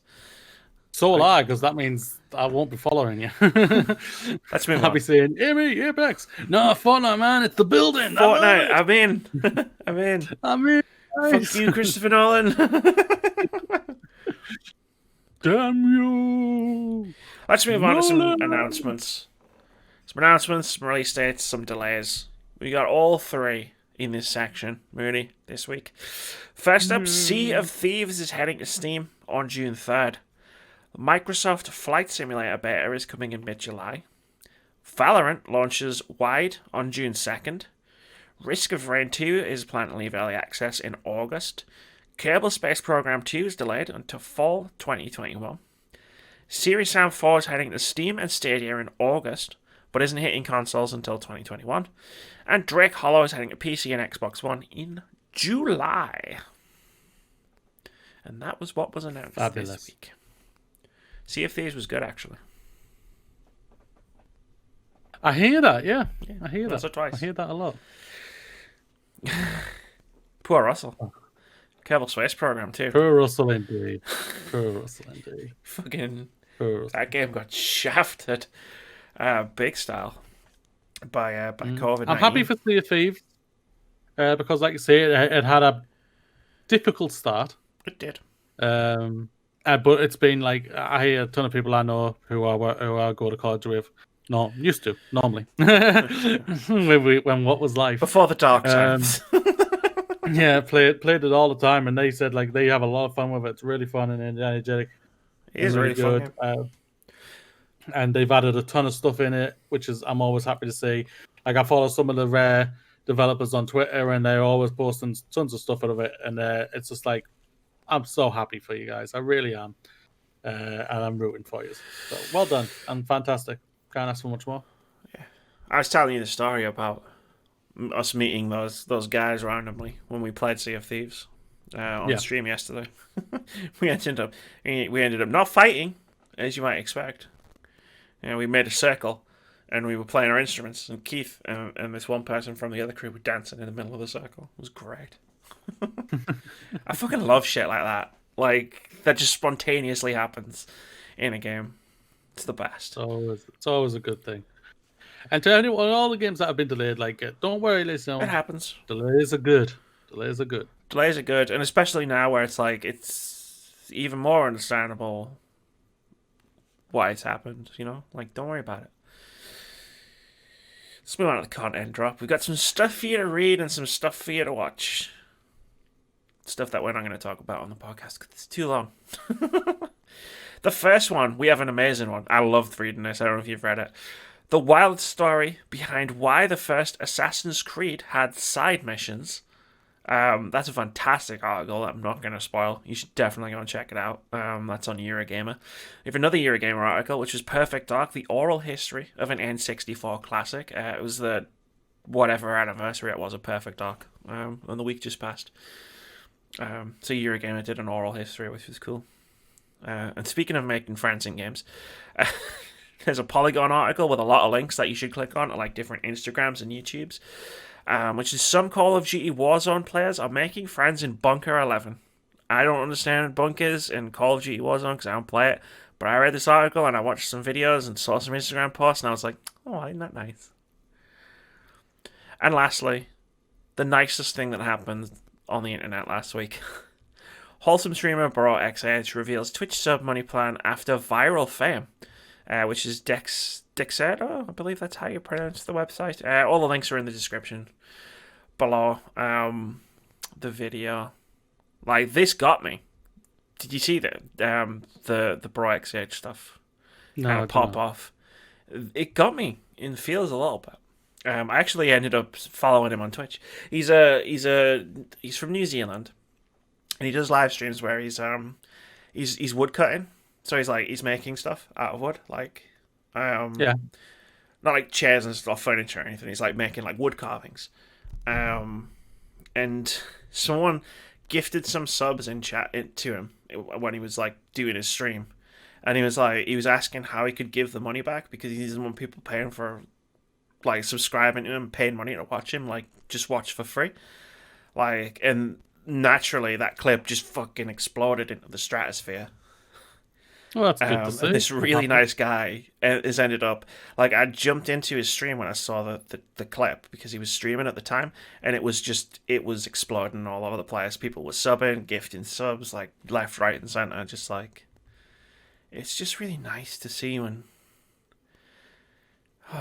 something so wholesome. It's actually a really chill stream. I had it on for a couple of hours while I was doing some writing, some stuff up. Like, He seems like a really genuine dude. Well, I'm happy. Like I said, like it's always good to hear good, nice stories and everything because, like, world can be a sucky place. It certainly can. Games out this week. Got a few. Moody. On May 26th. Remember when I said, oh, I'm adding the descriptions to the games to make it more useful for people who are listening. How long will it be before I regret this? And the answer is May 24th at 9:44 p.m. 2020. May 26th, we've got Mortal Kombat 11 Aftermath coming at PC, PS4, Xbox One, Nintendo Switch, and Stadia. It's an expansion, so you have to own Mortal Kombat 11 to be able to play it. Experience Mortal Kombat's first ever major expansion. Aftermath features a brand new cinematic story centered around trust and deceit. Fire God Liu Kang, the new keeper of time and protector of Earthrealm, looks to secure the future he envisions. In order to do so, he is forced to enlist the help of some unlikely allies and familiar foes.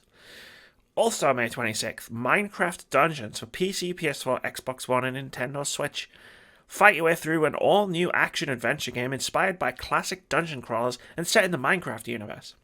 Brave the dungeons alone or team up with friends. Up to 4 players can battle together through action-packed, treasure-stuffed, wildly varied levels, all in an epic quest to save the villagers and take down the evil Arch-Illager. Also May 26th, Elder Scrolls Online Grey Mode is coming out PC. Join over 13 million players in the award-winning online multiplayer RPG. Explore the frozen tundra and snowy mountains of western Skyrim and stop a powerful vampire lord from enslaving Tamriel in the Elder Scrolls Online Greymoor, part of the year-long gothic adventure, The Dark Heart of Skyrim. Hey, I know that place. Yeah, I've been there. I've been there, yeah. I've been there once or twice. But have we been there on Amazon? I haven't barely, but I've been there for like an hour on PC. Yeah. That game was soup enough for me. Also on May 26th, Wildfire comes to PC. Master the elements in this stealth game where everything burns. Use your elemental powers to start fires, freeze water, and move earth as you outsmart superstitious enemies in this mischievous 2D stealth game. Lastly, on May 26th, we have Yutawara Ramuno, Prelude to the Fallen. I've had to say that before. PS4. It's coming to PS4 and PlayStation Vita. I feel like I should set off an alarm. For the first time ever, the origins of the Yutawara Ramuno saga are coming overseas. Prelude to the Fallen follows the story of a man with no memories who awakens in a strange world and is taken in by a tribe of kind-hearted villagers. He's raised as one of their own, eventually receiving the name Hakura.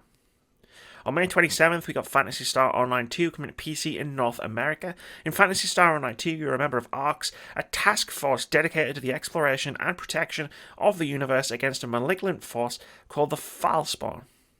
Go out on missions with a party of up to 4 players, or explore exclusive multiplayer areas where up to 12 players can play simultaneously. And on May 27th, Reki comes to PC. Fresh technical drawing aesthetics meet elegantly designed logic challenges in this minimalist puzzle game with just a dash of colour. On May 28th, we've got the best named game of the entire week. Fly Punch Boom comes to PC and Nintendo Switch. The wildest anime fight. Fly super fast, smash your friends through skyscrapers, and break the planet with one punch. Up to 4 players, local and online. Actually, because obviously I have to go to the store pages to grab the descriptions for these games, and that game does look kind of cool. Cool. Boom boom cabana. Lastly, on May 29th, Xenoblade Chronicles Definitive Edition comes to Nintendo Switch. A sprawling RPG classic is reborn in Xenoblade Chronicles Definitive Edition for Nintendo Switch. In the aftermath of a devastating invasion, embark on a journey that will take you beyond the horizon. Can you change the future, or is your race doomed to extinction? Well, I don't know about Xenoblade Chronicles, but it certainly feels like my race is doomed to extinction.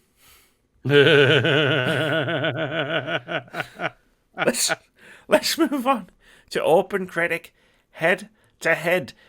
This is the game myself and Moody play every single week, where we pick one game that's coming out, or I pick one game that's coming out, and we attempt to guess the open critic average it will get by the time we record the next podcast episode.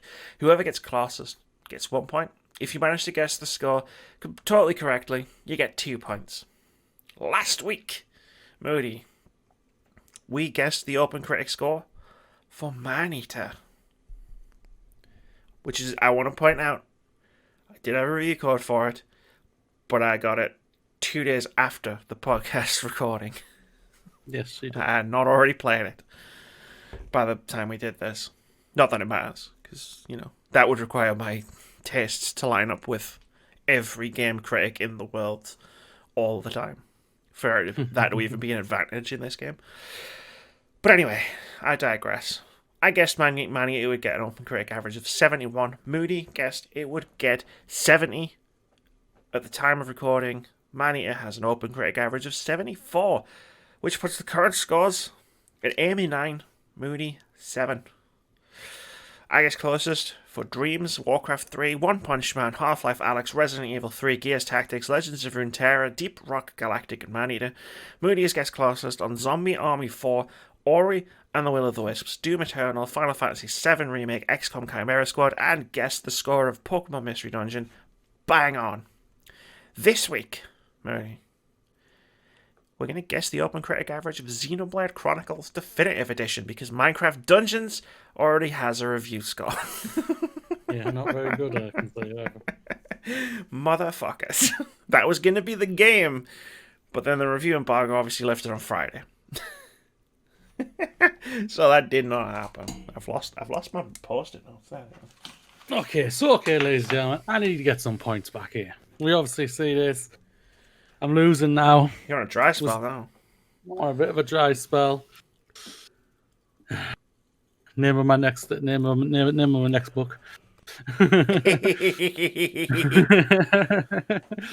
Xenoblade Chronicles Definitive Edition. They do really good. I've just been having a look at them. I have researched these now. I don't go with just my gut. I go. My balls. I go. Gut feeling research every week. No. I researched this shit. Now 9 times out of 10, they've reviewed very well. Very well. I think this one will do middle of the 80s. I'm going for 85. That's awkward. Oh, don't. Don't say it. You're kidding, right? When am I ever kidding? All right, you moved last time. I mean, I don't mind moving. No, I don't mind moving. No, I moved. You moved last time. It's never ended. It's never ended badly for me. Well, I want it to be badly this time. I'll go 80s. I'll go. Oh. See, if you get it wrong, because you move one direction or another direction, if you get it wrong, you're gonna kick yourself. You're gonna kick yourself either way. Yeah. Either way, I'm going to be cheering or I'm going to be clowning myself.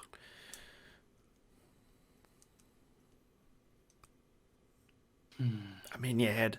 I'm rent free.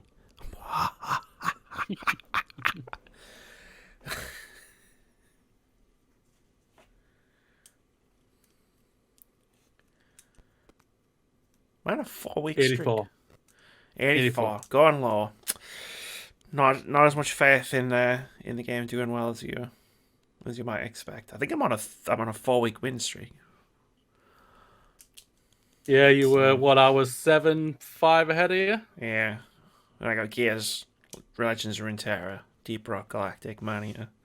It's hard to remember because of the way Legends of Runeterra reviews came out.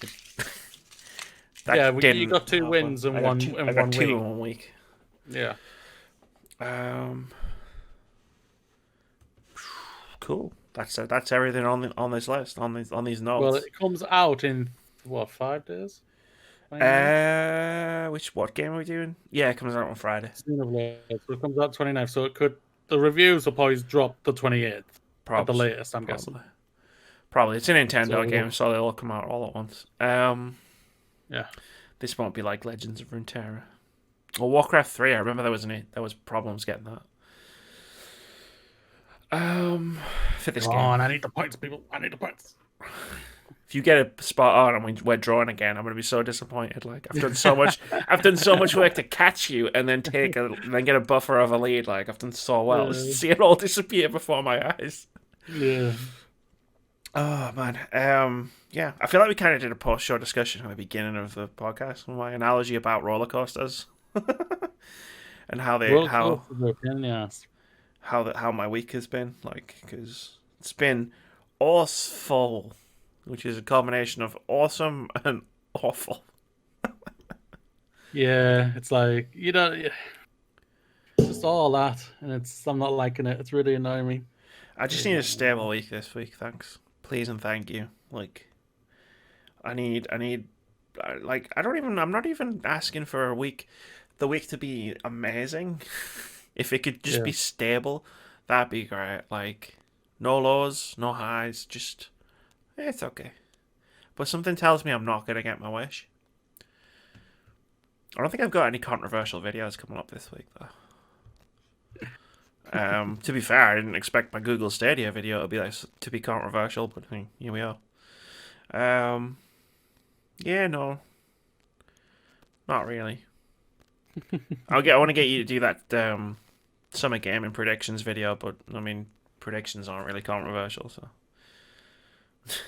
Although I don't think we've got any controversial videos coming up, and we did just spend 25 minutes calling out internet harassers on this very podcast.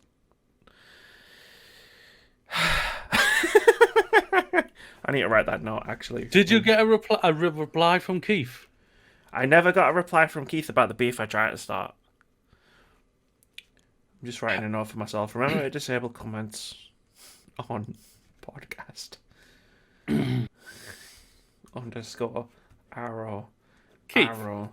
Let's have a talk, one-on-one, right now. I know you're going to listen to this. I mean, we said that last week, and he didn't. Come on. Like, dude, come on.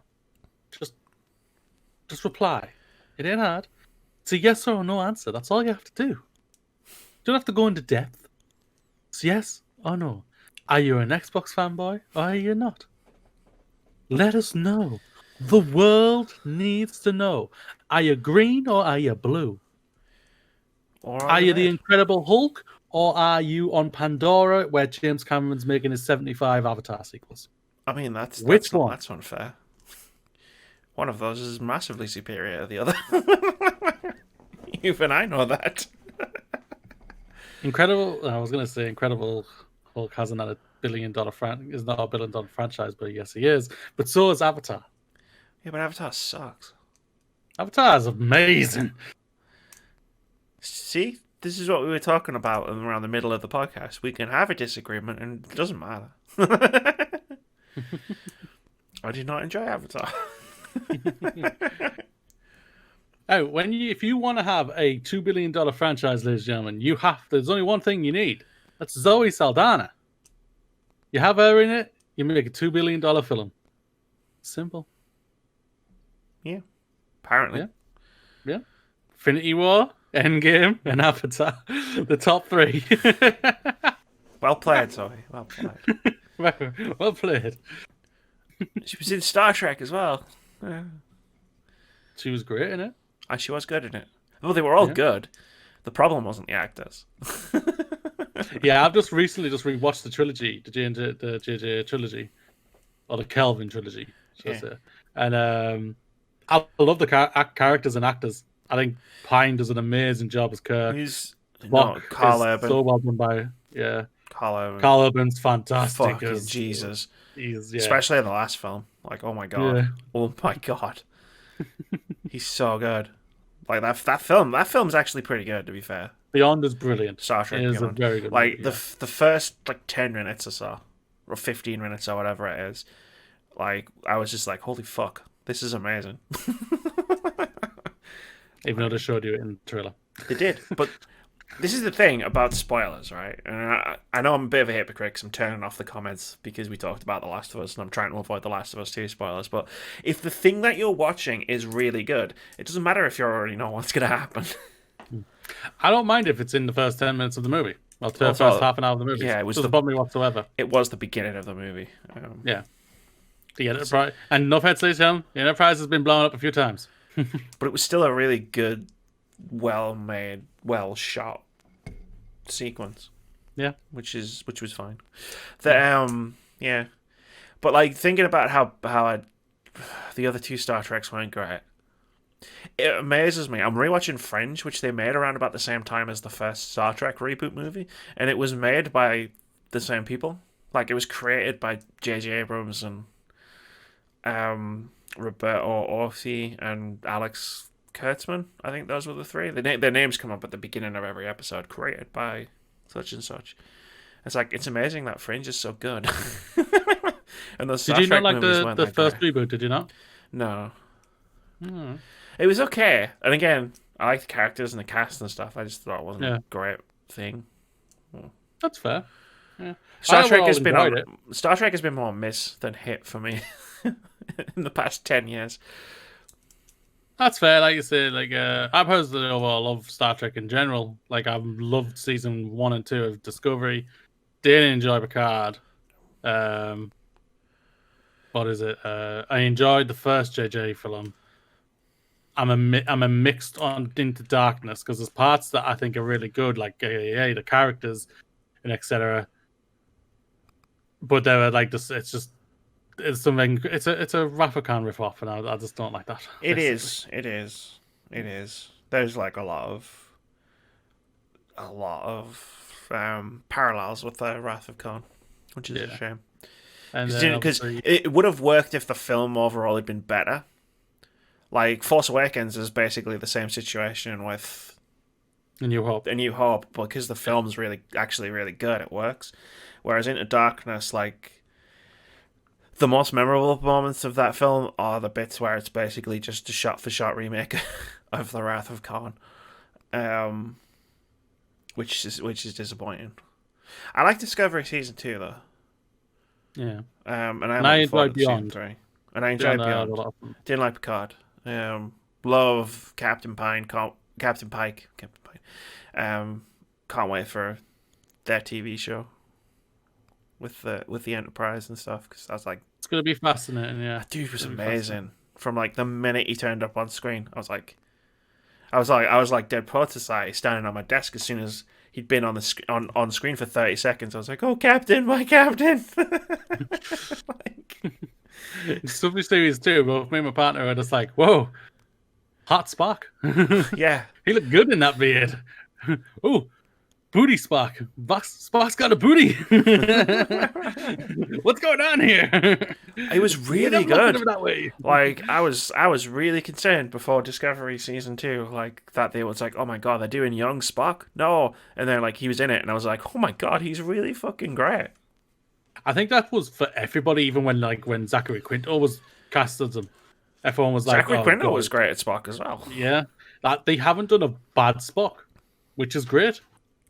All three, even the original, rest in peace, sir, all fantastic. So can't say nothing bad about them. So yeah, it is a shame. Yeah, but anyway, yeah, let's wrap. This post-show discussion just fuels my like thoughts of we definitely need to do like a TV podcast. Oh my god, we talk about TV shows almost as much as we talk about games, and it's our job to talk about games. But that's gonna do it for episode 207 of the Words About Gamescast. I said I'd let you do the outro from now on because you were much better at it when we were streaming yesterday. So take it away, Mr. Moody. Well, ladies and gentlemen, thank you for having us. I hope you've enjoyed the amazing conversations that both me and Amy have had today. Like, I got up and walked away from her to turn on my lights. That's how great the conversation was, truly. Please chat with us anytime in the Twitters, as you can see them all down below. Please, as always, please be nice.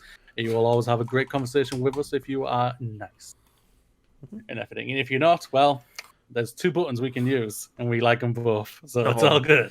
I use that button a lot. Please come back next week, where we'll be seeing have I caught up with her on the game that we play. Forgotten the name of it. That's bad of me. The Open Critic Open game. Critic head-to-head. That's it. I was trying to think of a video game. I was like, what video game? Yeah, big game. And also, come join us throughout the week.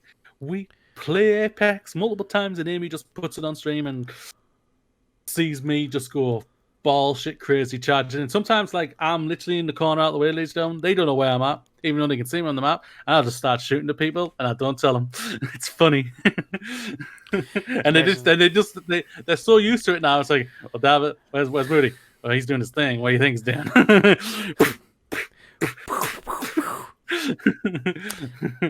That's Moody.